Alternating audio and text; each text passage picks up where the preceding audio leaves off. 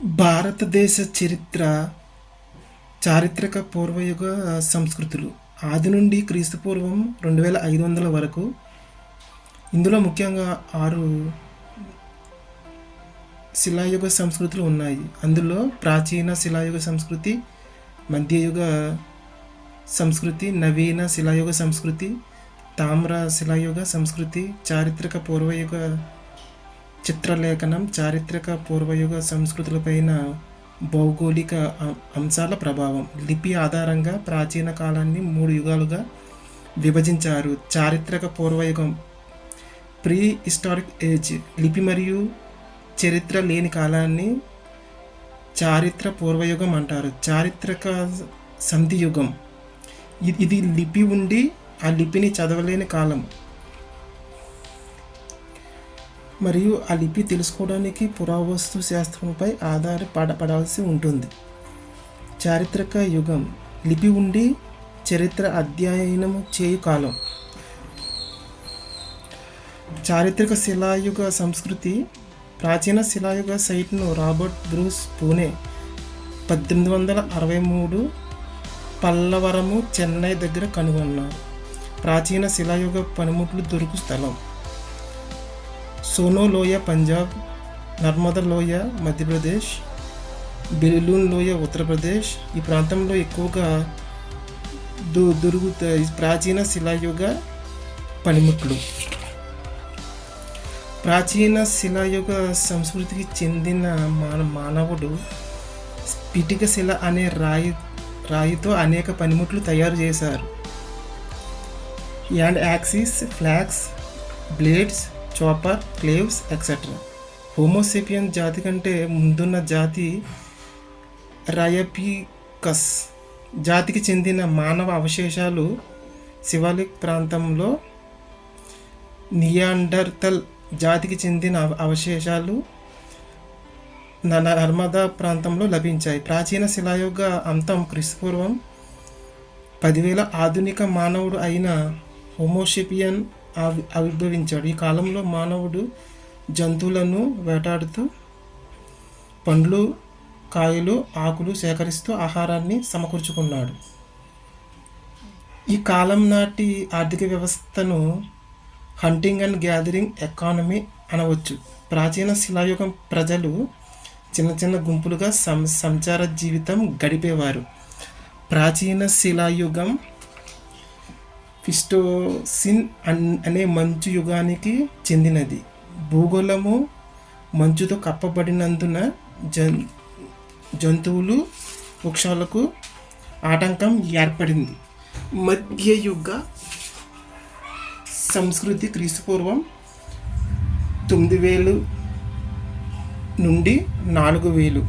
మధ్యయుగ మానవుల్లో అనేక మార్పులు కలిగాయి. ముఖ్యంగా హోమోసేపియన్ మానవుడు ఆవిర్భవించాడు. జంతువులు, వృక్షాలు అభివృద్ధికి కారణమైన కాలం హలోసిన్ ప్రారంభమైంది. ఈ కాలంలో కృత్రిమ గృహాలు ప్రారంభించబడ్డాయి.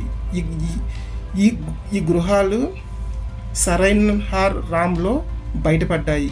ఇండియాలో ఇవి తొలి గృహాలు అని శాస్త్రవేత్తలు అభిప్రాయపడుతున్నారు. కుండలు తయారీ కూడా ఈ యుగంలో ప్రారంభమయ్యాయి. ఇండియాలో తొలి కుండలు ఉత్తరప్రదేశ్లోని చోపాలి మండల్లో బయటపడ్డాయి. ఈ కుండలు ఉత్తరప్రదేశ్లోని చోపాలి మండలం బయటపడ్డాయి. ఈ కుండలు చేతితో తయారు చేశారు.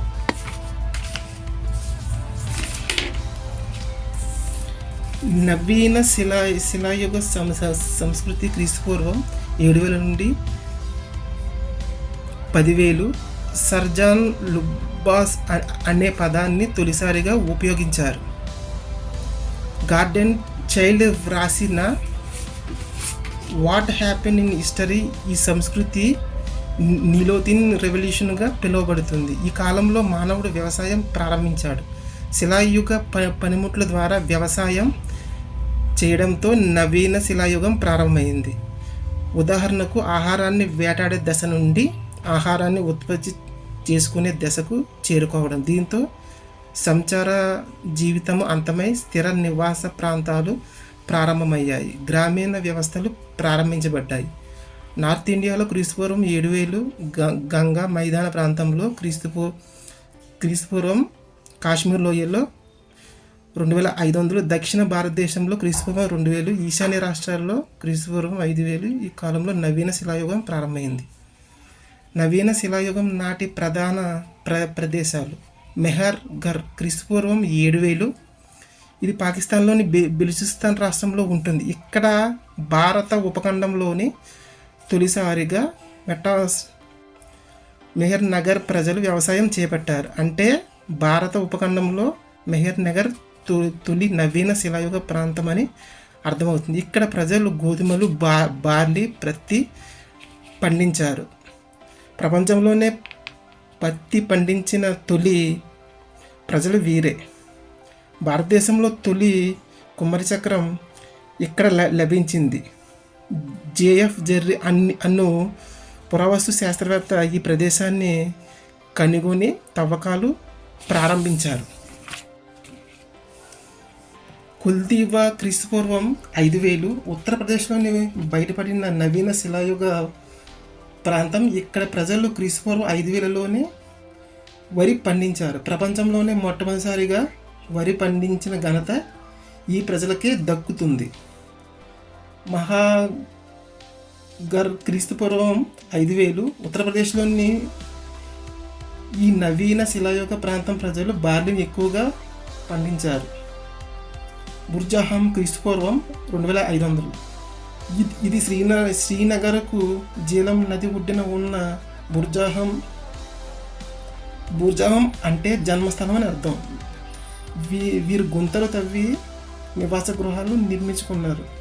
ఇక్కడ ఎముకలతో చేసిన అనేక పనిముట్లు లభించాయి. బుర్జాహంలోని నవీన శిలాయుగ ప్రజలు సింధు నాగరికతతో వ్యవసాయ సంబంధం కలిగి ఉన్నారు.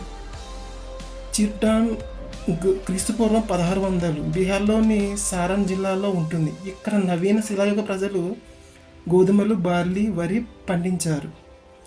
పామును పూజించు ఆచారాలు ఇక్కడే లభ్యమయ్యాయి. దక్షిణ భారతదేశంలోని క్రీస్తుపూర్వం 2000, దక్షిణ భారతదేశంలోని నవీన శిలాయుగ క్రీస్తుపూర్వం 2000లో ప్రారంభించబడ్డాయి.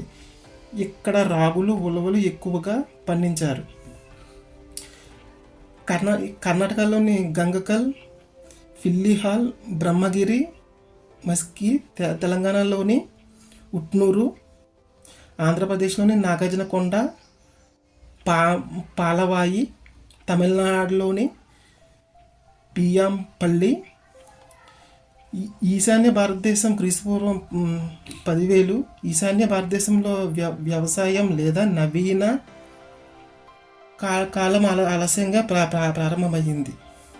అస్సాం మరియు మేఘాలయాలలో కొండల్లో నవీన శిలాయుగ ప్రాంతాలు లభించాయి. డార్జిలింగ్ మరియు ఐర్లాండ్ వీటిలో ముఖ్యమైనవి.